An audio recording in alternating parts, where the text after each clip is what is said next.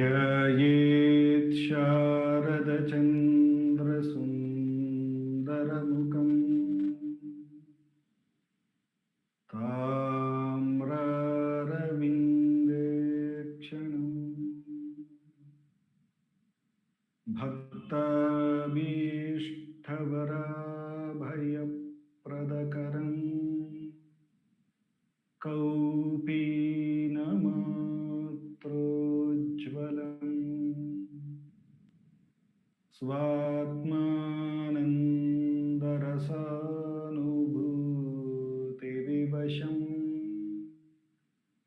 सर्वानवद्याङ्गकम् श्रीमन्तं श्रीरमणीश्वरं गुरुवरं योगासनाध्यासितं ध्यायेत् श्रीरमणीश्वरं ध्यायेत् श्रीरमणीश्वरम् ध्यायेत् श्रीरमणीश्वरम्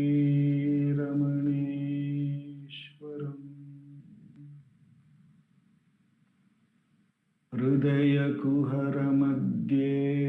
केवलं ब्रह्ममात्रं यहमहमिति साक्षादात्मरूपेण भाति हृदि विषमनसा स्वं चिन्वतामच्युतव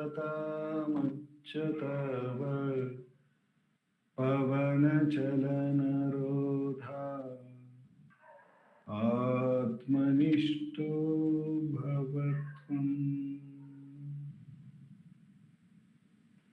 Namo Ramana. We will commence this week's Friday's Atma Vicharam by listening to Bhagavan's Upadesham and meditating on it by his grace. I'll be reading his Upadesham from the book Self-Enquiry 1900 to 1950.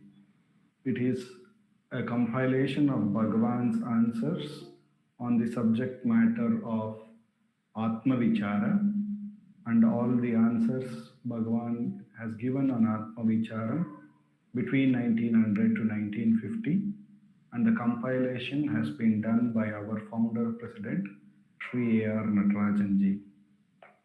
We have been meditating on the question and answers that have been put to Bhagavan between 1936 to 1950, and we are looking at a series of questions which are interconnected. Today we will look at question number 44. After the question and answer session, we will have a 20 minutes, after meditating on the Bhagavan's Upadesham, we will have a 20 minutes Atma Vicharam, following which our President Sarada Akka would be talking about Atma Vichara as it has been contemplated in Ramana Gita, and finally we will have the concluding prayers to Bhagavan. In this week's question answer, the devotee asks, why are there different paths? The question is, why are there different paths? Bhagavan says, the paths are meant only to dehypnotize the individual. Bhagavan's answer is, the paths are meant only to dehypnotize the individual. Bhagavan here says, and often says also, that the path itself is the goal. The path itself becomes the goal. So here Bhagavan is saying, why there are many paths when somebody asks, Bhagavan is saying that all spiritual paths are only meant to dehypnotize the individual. The individual notion That is basically the idea of a division in that one self that has to be eradicated. The self will reveal itself, or the self is already established, already present here and now. However, all of the sadhakas, what we do is only superimpose an idea or a concept of division of the individual notion. And because of this individual notion here, first, we see everybody else also as different individuals. So the perception is exactly the way we perceive ourselves. So therefore, all we need to do, as Bhagavan often also says, if the whole world is full of thorns, we need not have to put a carpet over the entire world. All we need to do is put a slipper, and that's good enough. That's the way it is, because the whole world is perceived as many individuals. It is actually not the issue with the world, it is actually an issue with our perception. So Bhagavan here is saying the whole idea of any path is only to remove that, that wrong perception, that wrong notion that I am an individual and therefore all other things are also different entities apart from me. And just I had happened to bump into a video recently which talks about the path of the Agoris, which their practices are very weird. They seem to, you know, most of us know that they eat the human flesh, but there is also many other occult practices that they do. And somebody who was talking about it was saying that it is their quick way to get it dehypnotized, just to get rid of all these different fear and attractions that we may have. And their way is a rapid effort in that direction. And therefore, that looks very weird. Or if we take many other parts of Kundalini, yoga, and everything else, there are the only purpose is to attain the self, to get rid of all the ideas of the individual notion and become taking the path of the Shakti and making one with the Shiva, the self. Or if you see the path of the Sthita Prajna, the Gnana Marga, that is also to let go of all, or even when all differences are perceived, the mind is kept silent or kept one, equipoise to everything. So, however, which way, the whole path is only, as Bhagavan is saying here, to dehypnotize. Because, as we know, the self is already present. All we need to do is the eyes, if it is already present, all we need to do is recognize that its presence is there. Likewise, all we need to do here is recognize the presence of the self, and the only hindrance is all the superimpositions that are placed upon it. And the first and the foremost, which is why Bhagavan doesn't try to deal with every different superimpositions.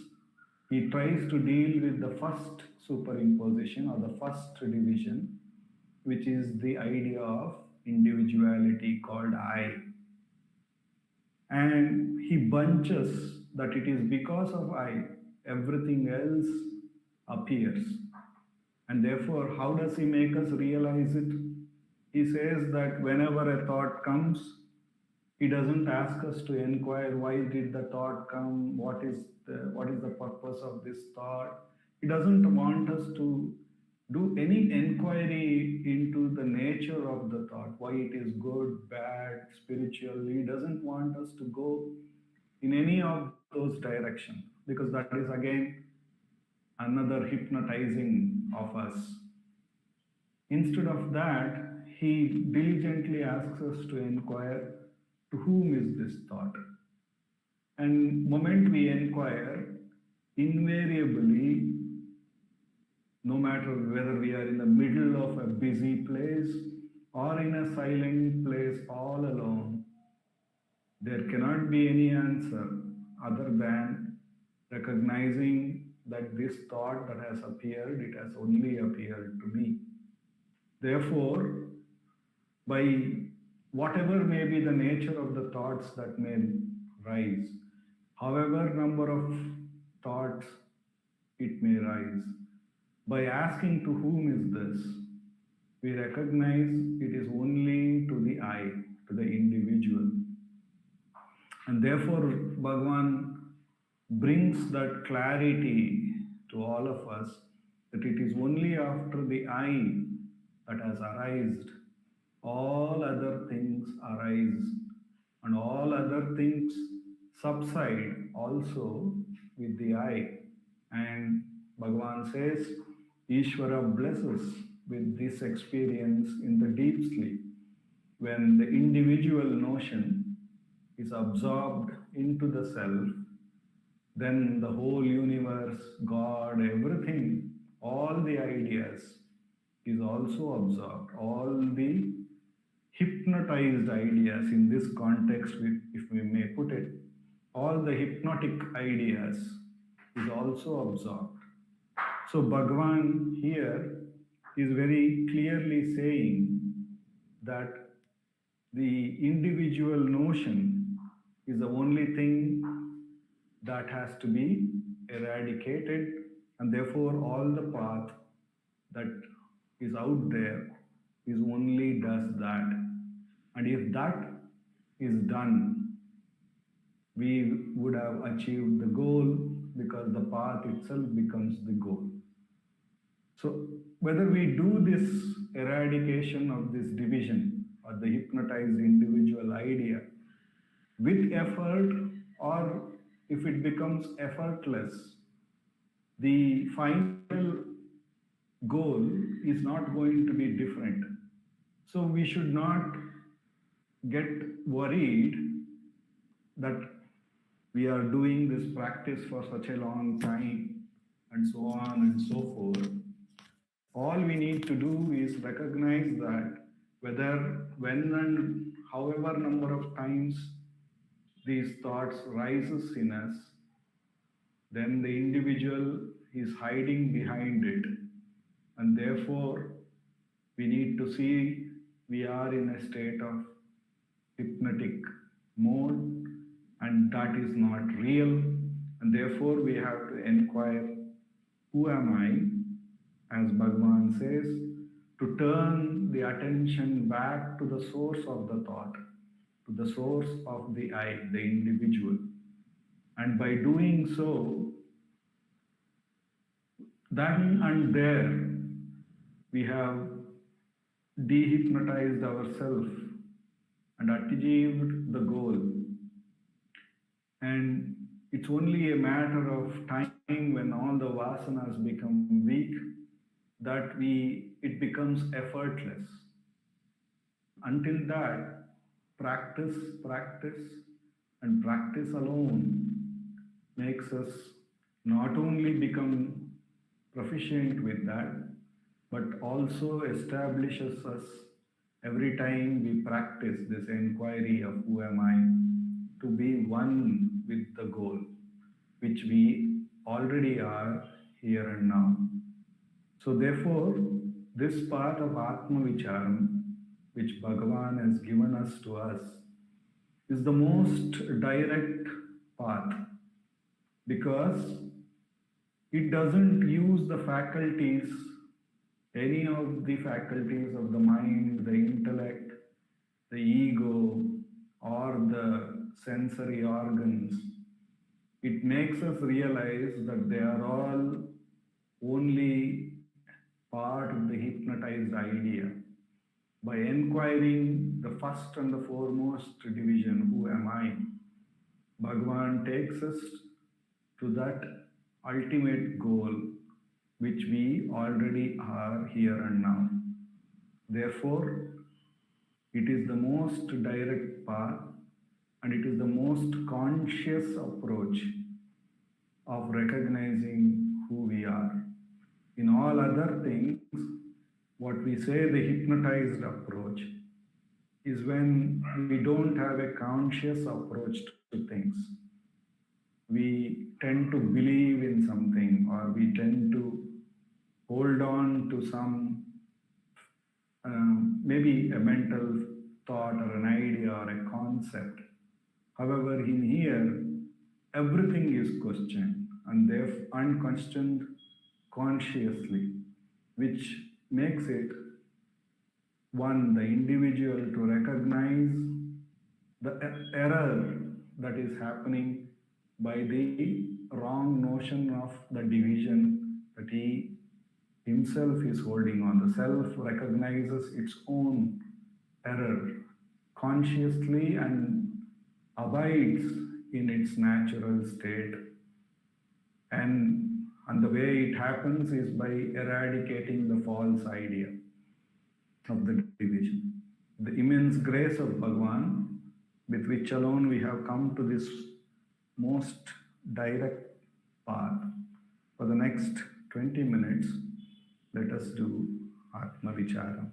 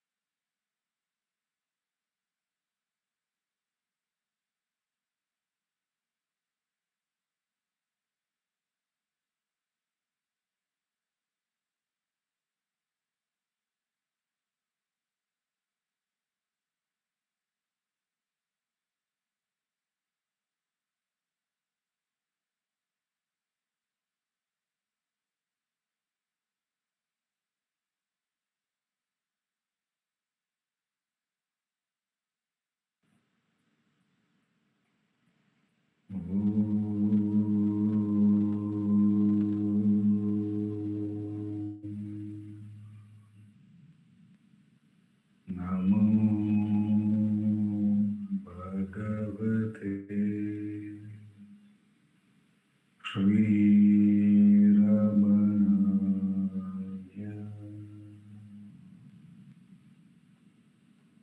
NaMo Raman. Over to Sharda Akka.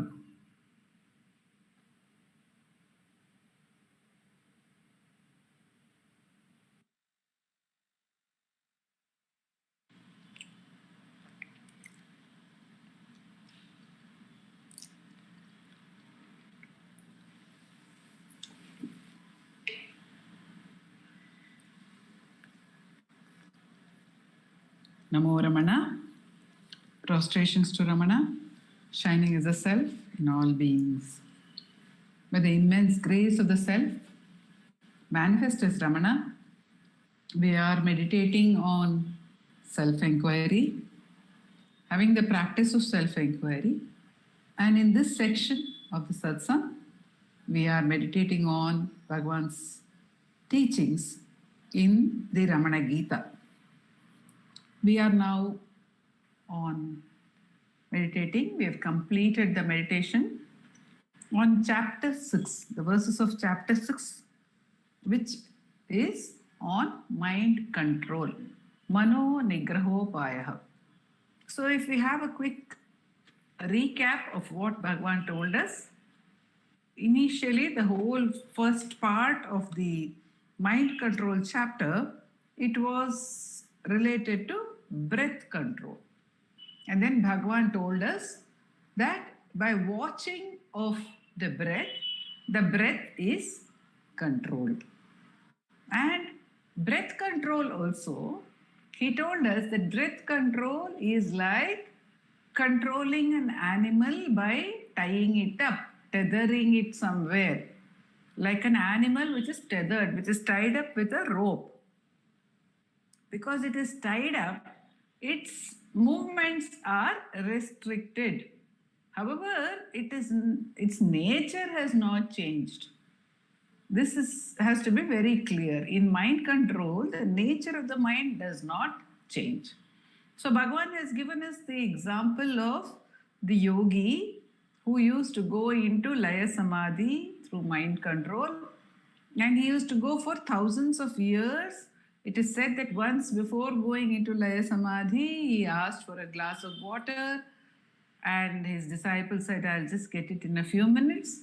And then he went to the Samadhi, and because thousands of years passed, the river that was flowing next to his ashrama, that changed its course. So we can imagine the tree under which he sat might have also disappeared. Another tree might have sprouted in its place, or many new trees, one after the other, might have sprouted. The ashram would probably not be there. But after the course of all these years, when he woke up with the thought of having asked his disciple for water and asked, where is the water which I asked you for? So Bhagavan says that we are aware that we have multiple layers of thoughts. See, these multiple layers of thoughts, one layer of thought is a very, very conscious layer of thought, and it pertains to our gross sensations. If we close our eyes and sit down, we can hear a truck going by, or we can hear some other sounds. The external sounds which are around us, initially when we start our practice, we may even hear all the external sounds.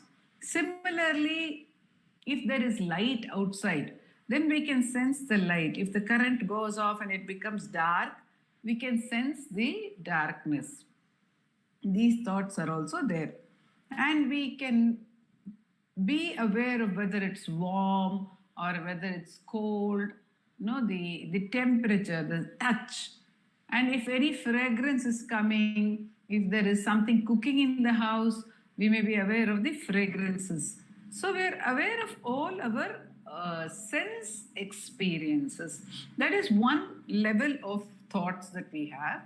And as we dive into the vichara, we may forget about all that which is around us, as it always happens when we are deep in thought of something, anything, when we are deeply thinking about something. Say, even if when we are engrossed in our work, supposing we are sitting at our laptop and doing something, writing something, or have a piece of paper, we are writing something, or we are singing, or we are doing something in which we are totally engrossed, some work in which we are totally engrossed, what happens at that time is we forget about our external circumstances or our surroundings. We are no longer conscious of the physiological or the physical experiences.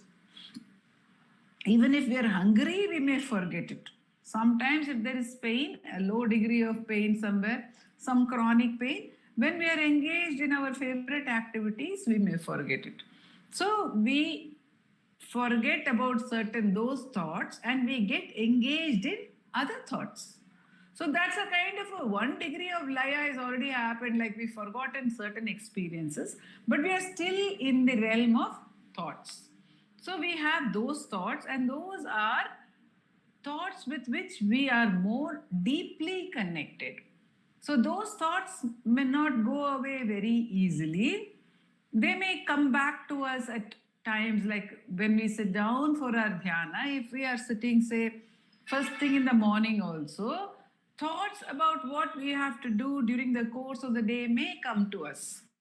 We have to do all this. This is a work that has to be done during the day. Or some thoughts about the previous day, some experiences which happened the previous day may come back to us. So this is again, it's not a very deep level of embedded thought, because it's just previous day we might have gone to sleep thinking that we have to do all these things. So like after the laya of sleep, when we wake up, when we do the dhyana, these thoughts come to us. But these are only pertaining to the day's jobs or pertaining to the just temporary or short-term memory of the previous day. But there are deeply embedded experiences which keep coming back to us again and again. See, supposing somebody says something and we feel sad, it's a trigger to make us feel sad.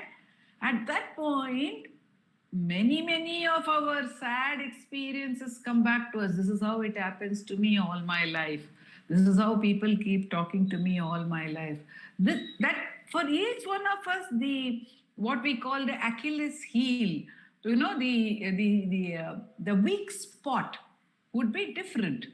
It may not be the same. There will be something in which I am very strong, say it could be physical or mental, or a particular area where I don't mind people talking or commenting about that area.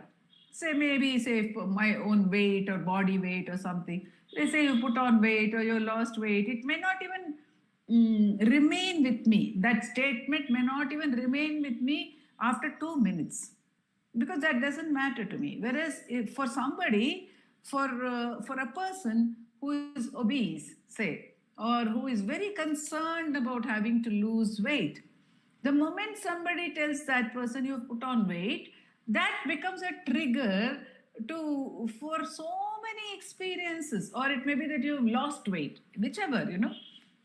Some people who are thin, why have you lost weight? You have become thinner than you always are.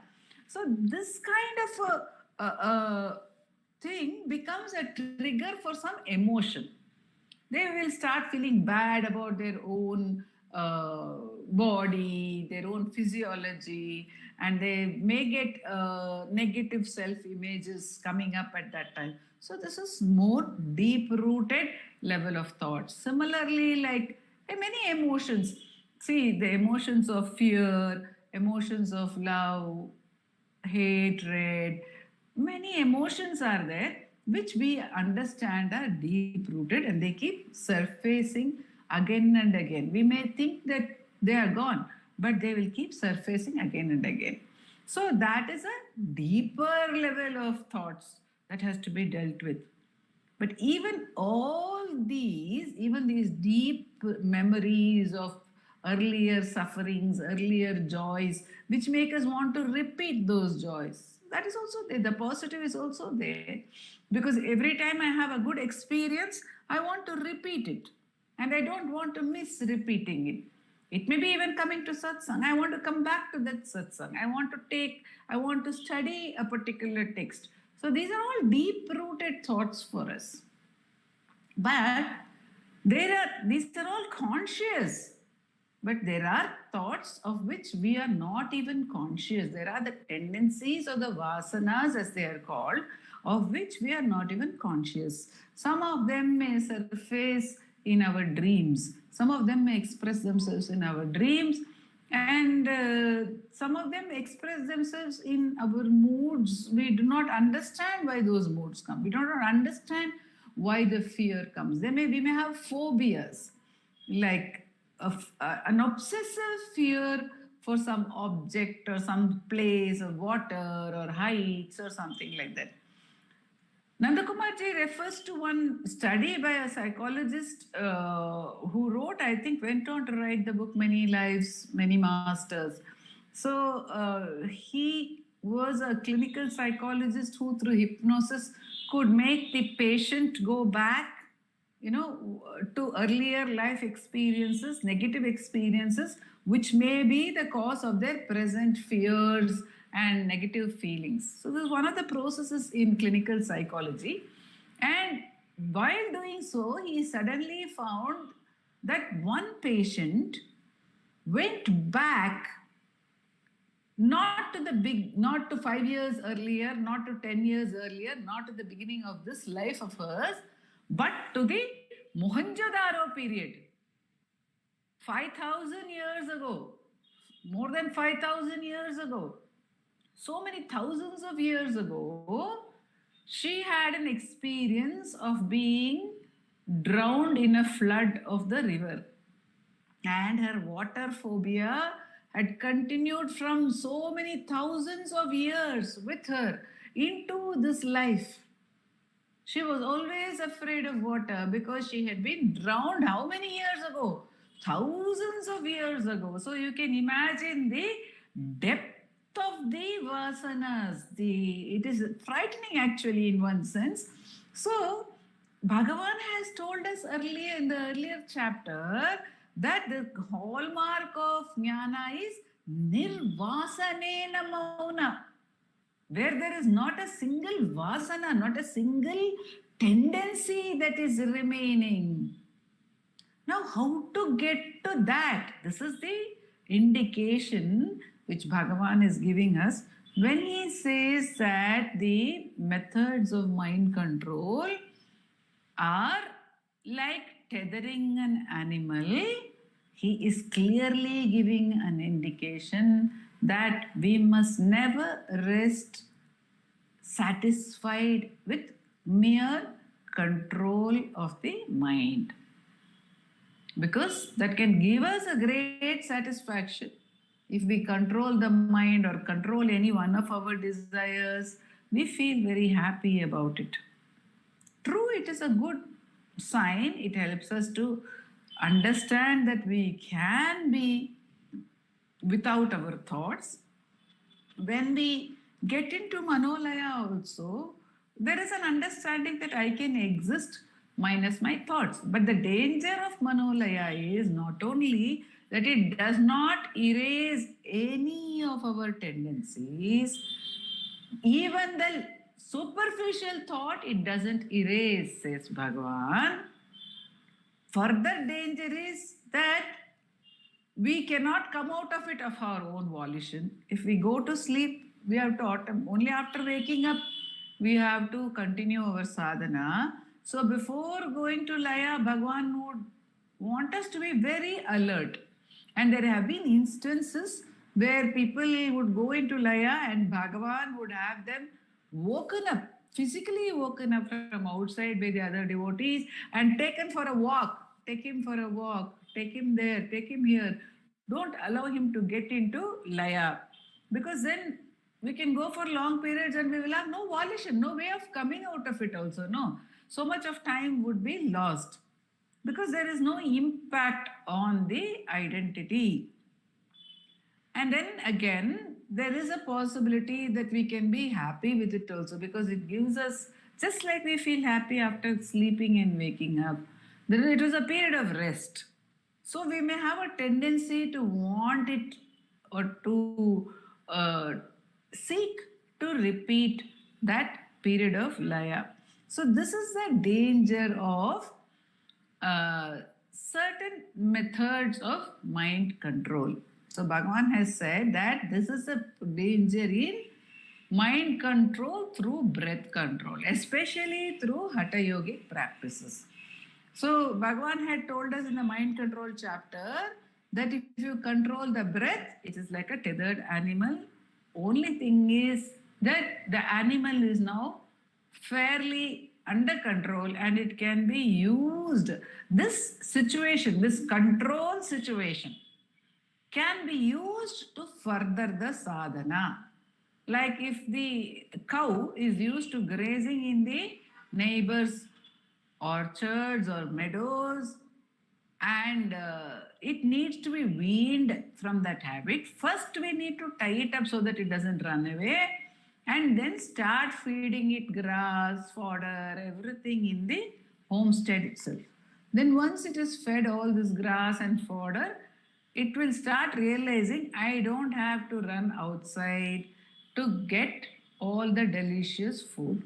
So, Bhagavan says the best way of mind control is controlling the mind through the mind instead of controlling the mind through the breath.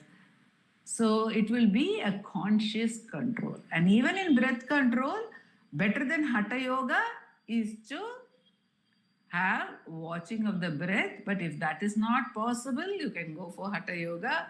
Then Bhagavan has recommended the Hatha Yogic practice of once Rechaka, once Puraka, and 4 times Kumbhaka, where the Kumbhaka recommended was Bahir Kumbhaka, 4 times the counting. So this was recommended, and better than this kind of Hatha Yogic practice, which will lead to Nadi Shuddhi, is to watch the breath. Then in the last part of this chapter on mind control, Bhagavan says that through japa sadhana, mind gets controlled. So that is a much better way of controlling the mind, because it becomes control of the mind through the mind. Okay, so it is not control the mind with the breath, which again Nandakumarji says controlling the mind with the breath is controlling a higher, a subtler entity with a grosser entity, which is the breath. The breath is grosser than the mind. So it cannot completely control the mind because it's grosser than the mind. So controlling the mind with the mind is what Bhagavan suggested to us. And that there he has suggested the japa sadhana, the practice of mantra japa. When it comes to the practice of japa sadhana, we have Bhagavan's instructions to Vishwanatha Swami. We have Bhagavan's instructions to many other people, many other devotees, wherein he says, that is, I think, I forget his name, and they were all told to do the mantra 24/7. That is all the time. Give all the time to japa. That is what Vishwanatha Swami imparted to me also. He told me, give all your spare time to the japa sadhana. All the spare time, he told me. Because these people were N.R. Krishnamurti Iyer, I remembered his name, N.R. Krishnamurti Iyer, and Vishwanatha Swami was practicing the Gayatri Japa. Bhagavan told him, do it all the time. And he had come to Bhagavan and he had dedicated himself completely to Bhagavan, surrendered himself totally to Bhagavan. So Bhagavan told him, do it 24 hours. He told N.R. Krishnamurti Iyer also, do it continuously. N.R. Krishnamurti Iyer earlier was doing some mantra japa, and Ganeshan Anna has shared with me that at one point of time, N.R. Krishnamurti Iyer did this kind of unbroken japa parayana of Aksharamanamale, 108 verses. In the Aksharamanamale, he would continuously chant it. When 108 was over, again start, again continue throughout the waking hours. And in our another satsang recently, Dileep was sharing that when it is continuous through the waking hours, it automatically continues in dream and it becomes an undercurrent in sleep. We will know it is an undercurrent in sleep because when we wake up, we will wake up with that thought, with which that japa or that sadhana. It will be the last thought also. And what is the last thought will become the undercurrent and it will continue to be the next thought. So the japa has to be done continuously. This is one of Bhagavan's instructions with reference to japa sadhana. The other instruction which Bhagavan has given with reference to japa sadhana is linking it to Atma Vichara. This he has given to Ganapati Muni. So when Ganapati Muni came and surrendered to him, after having performed crores of mantra japa, Bhagavan first gave him the Upadesha, find out from where the I thought arises and merge at its source. And then he told him, find out from where the sound of the mantra emerges and merge at its source. So if there is a mantra, say Ramana Nama itself, Ramana. If that name Ramana is springing up, Vishwanatha Swami told me that you look, Bhagavan has given the source as the spiritual heart, which is on the right side of the chest. So you focus your attention there while repeating the mantra. Initially, this is a concept. This is a concept which is aiding us. This is a thought. Concept means it's a thought. This is a thought that this is the location of the spiritual heart which Bhagavan has given. So let me try to focus attention over there. And this thought, but using this thought to help us in the sadhana, when we keep on observing the mantra rising and subsiding over there, rising from there, Ramana rises, then it has subsided. Then again it rises and subsides. So what happens in this kind of a mantra sadhana is that every time the mantra subsides, where into does it subside? It subsides into the silence, which is the self. So even though the attention is on the mantra only, there is an unconscious taste of the self every time it subsides. The same way with the breath also. If one is watching the breath, then every time the breath subsides, since it has the same source, one has the unconscious anubhava of the self. But it is an unconscious anubhava. It is not a conscious anubhava. The conscious anubhava, the conscious experience is of watching.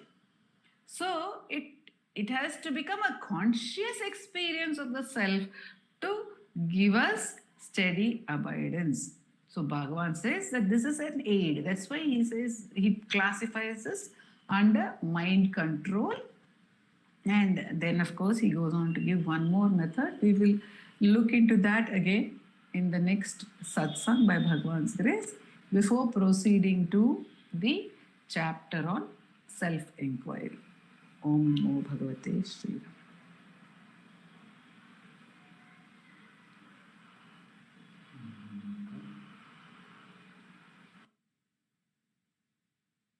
Apara Satchit Sukhavati